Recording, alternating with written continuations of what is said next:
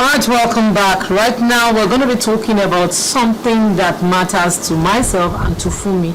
I like that. So to speak. Alright, across industries, communities and nations, women are breaking barriers, leading innovation, shaping policy, building businesses and creating lasting impact. Yet, the conversation has evolved. It's no longer only about empowering women to participate, it's also about supporting women to influence decisions, drive change, and lead at every level. What does true influence look like? How do we create environments where women can thrive, not just survive? And what role do individuals, organizations, and society play in accelerating this progress? To help us explore this question, we are joined with a remarkable advocate whose work has inspired and supported countless women to pursue leadership, opportunity, and meaningful change. I won't unveil her right now. Let's see what our profile looks like.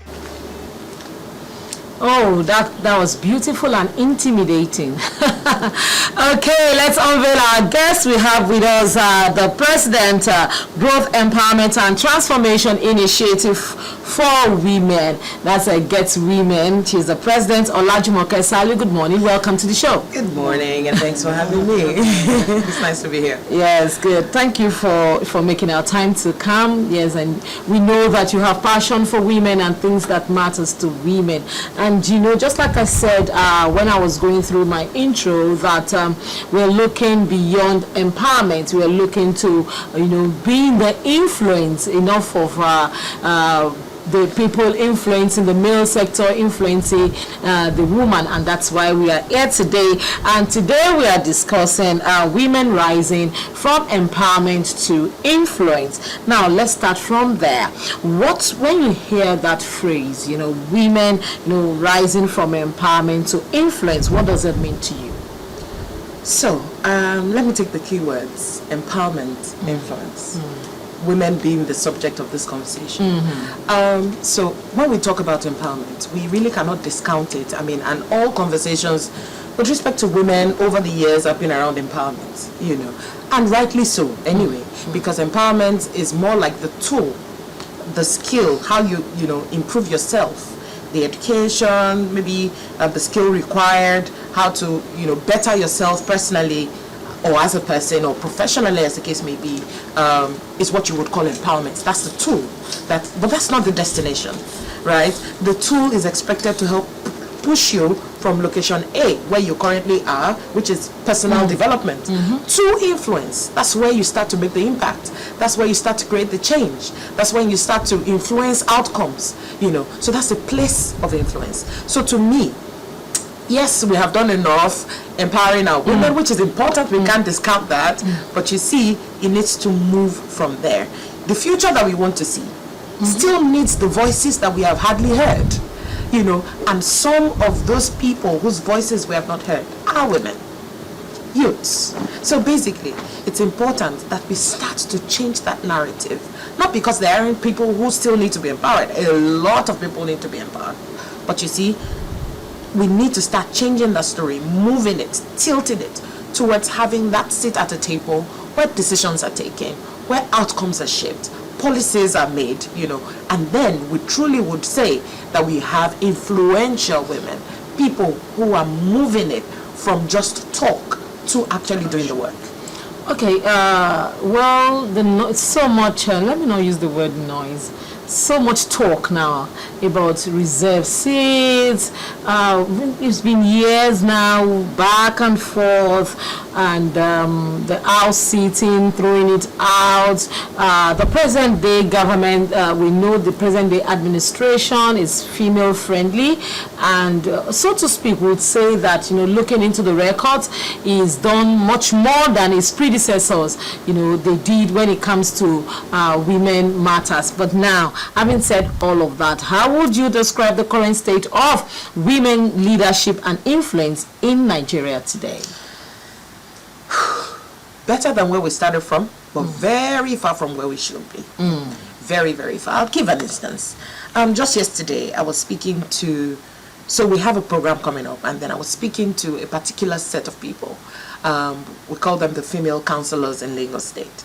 So I was trying to, of course, remind them about the upcoming event, that we needed them to attend. And then I was asking, like, how many of you would be able to make it, females?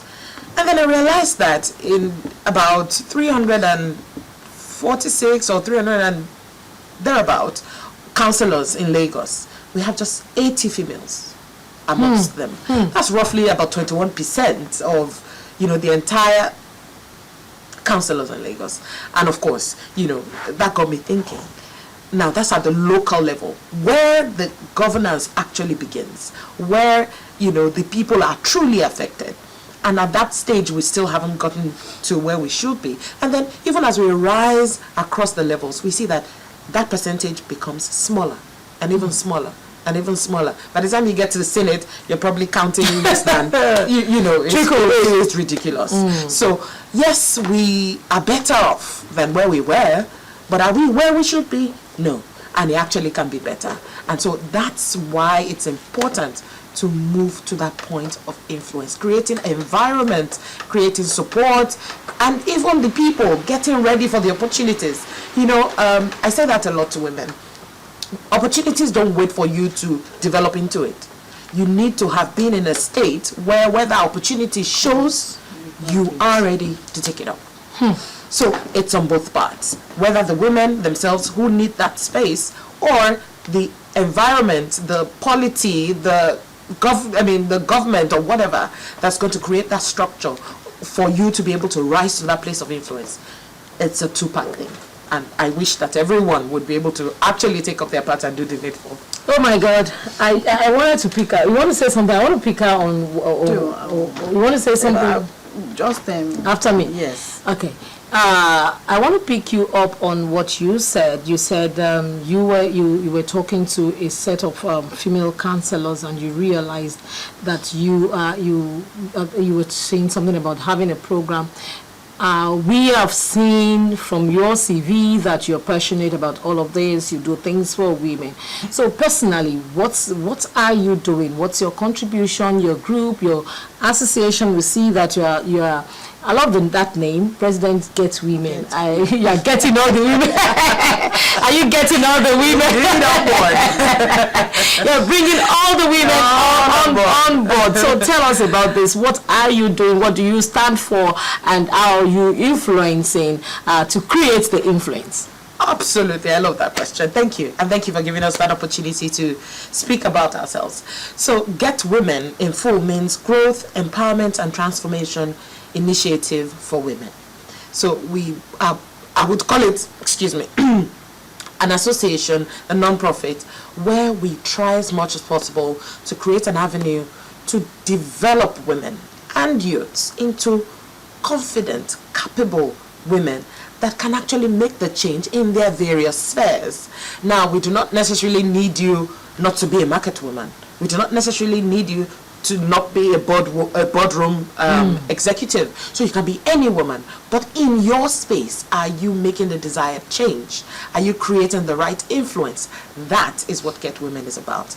Getting women on board to ensure that they know that I am great and I can be more. I'm enough, but I can be more.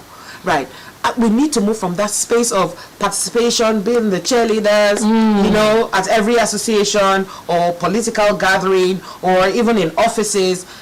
We need to start creating that direct impact where at that decision table there is a voice that we need to put on there to ensure that common interests are actually met.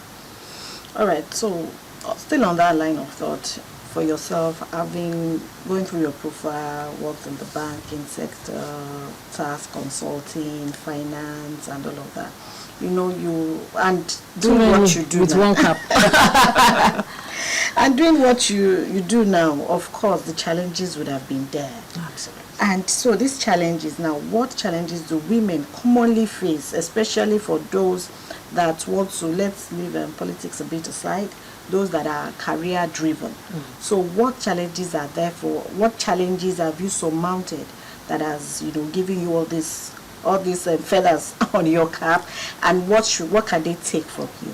Right. So absolutely, I'd say that life itself isn't without challenges, as with every case and every phase of life. So if I'll be speaking directly to the corporate space, I say a lot that women need to do almost times 5 of what an average man has to do to prove herself. Now, an average man, for instance, we do not discount the fact that there is a support system in the home, but the actual role of that man in the home may not be as much, apart from more financial, right? And maybe emotional support from time to time and stuff like that. But the woman has to create a good balance, because whatever home that you're building has to, your impact in that home is 100, right? And you have to do the work 100. So it's not I'm doing 50, I'm doing 50. So you must be at best at whatever phase of life that you find yourself. So because you also have to create a balance, you have to ensure the home is fine, because whatever community that we're looking at starts from the home, from the family unit. That child that is doing great outside, or that minister that is doing well, started as a child from a home. Those that we call, quote unquote, the street guys, started from a home, right? So you're looking to have a fantastic home, and you must create that work-life balance. But at work, you must not lose. You must not, you must not get loose at all. You must show your value at every point. So you tend to do much more to prove yourself, because probably emotionally drained about home things, mommy this, mommy that, wife this. An average man also needs wife this, there's family and all that. So, like I say, you have to be intentional about your growth. You have to be intentional about how you want to be seen.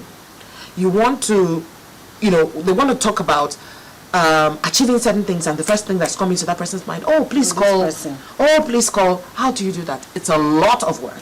So you need to invest a lot in personal development. I say that a lot. And I mean, we're not saying that we don't have the right room, but you see, an average person would look at it. There's this, I won't call it myth, but let me put it that way. They believe that it's more problematic to have a woman head a particular thing rather than a man, because they feel that a woman can either come with, maybe if it's not a psychological thing, they can come with a biological thing. I'm having cramps, I'm having this, or I need to quickly go to my child's school. Does that really discount what the person knows or can do? No. So you then need to find a proper support system. Because you see, you can't also let loose the home. You can't let loose the work, right? So you must find a support system that works for you. It could be family, it could be a paid person, you know. So you have to be intentional about all fronts at once. Really, I don't think it's more than that. Thank you. All right, That's the question. and someone like you, the home front, work, the association, I can see about 2 foundations, you know, you adding. So how do you juggle about all of these, and with getting women with their wahala, with our, you know, people say let women put their head together, you know, so, you know, how's it been with, you know, the name particularly, it's interesting, you know, and it's brooding a lot of questions in my head. Absolutely. So how have you been going about it? What are you doing? What do you intend doing? And how have you been, you know, juggling every other thing together? And particularly this Get Women, what are you doing about it? What have you done? What are you doing? What do you intend doing? And how are you getting it done, you know, without going smoothly? Let me use that. First off, it is grace. Because it's a lot of work. Yeah. A lot of phases. A lot of work to be done, you know, on every point, and you can't drop the ball. So yes, chance is there. What I do with that is majorly community impact, welfareism, humanitarian work, and stuff like that. But we Get Women is about getting women. Get women. Hello. Okay. Clock it. So it's about getting women to be more participating in the real work. And you were asking that what are we particularly on about? So I mentioned earlier that we have a program on upcoming, and that's I'd call it an official launch and a women's conference. You know, holding tomorrow at LTV premises. And you will pay. I'm sorry about that. I had to mention it because we need to get the women on board. Because we're going to have inspiring sessions. You don't want to know the lineup of our speakers. If I'm allowed, I'll do that before, because I don't want to be. Right? So, and somehow it's like you're in the spirit, because the theme of the conference is about women rising from empowerment to influence. Wow. So yeah, I can say, so you see, I've gotten you women. Get So that's that.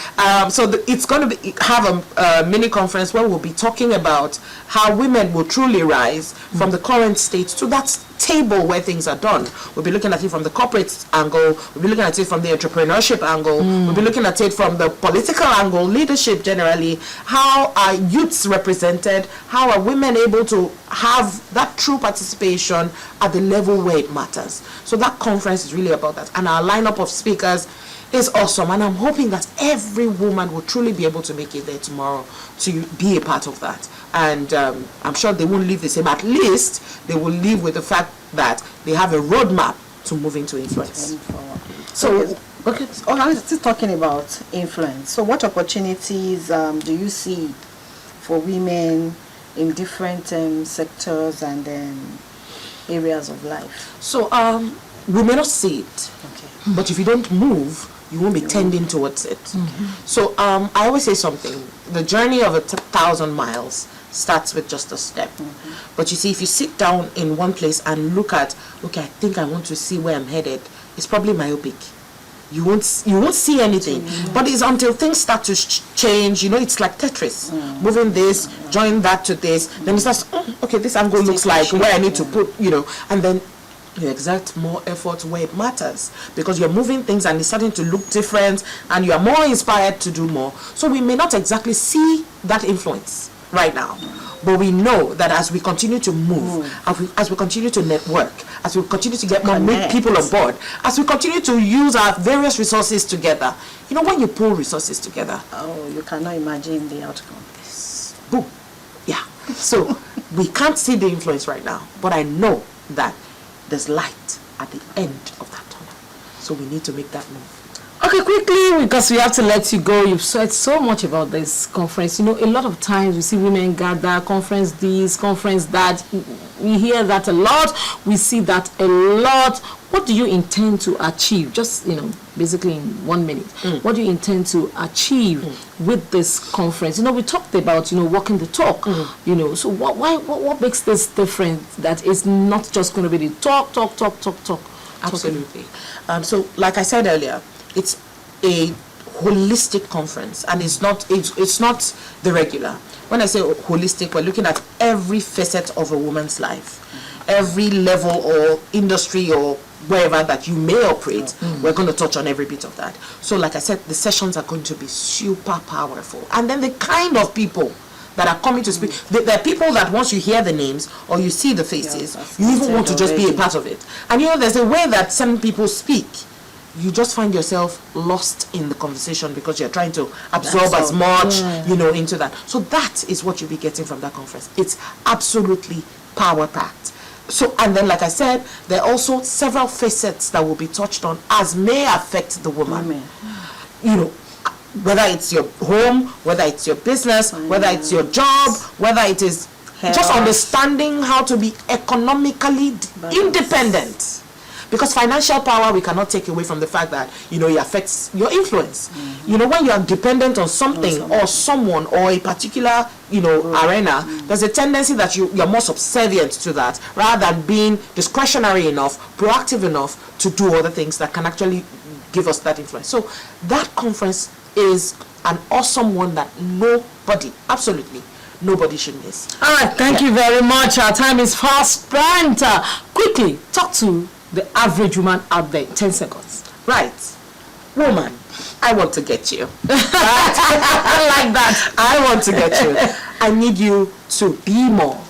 Be more. Don't be comfortable in that zone. You cannot do much. You see, you can't do anything the same way and expect a different result. So make that move today. Get you on board. Let's do this. Okay, I like that. We've been discussing women rising from empowerment to influencer with the president of Get Women, Olajumoke Saliu. Thank you for being our guest this morning. So we will let you go quickly. For me, you know, once in a while we like to go into the entertainment world and do small apropos, you know, buzz like this will say.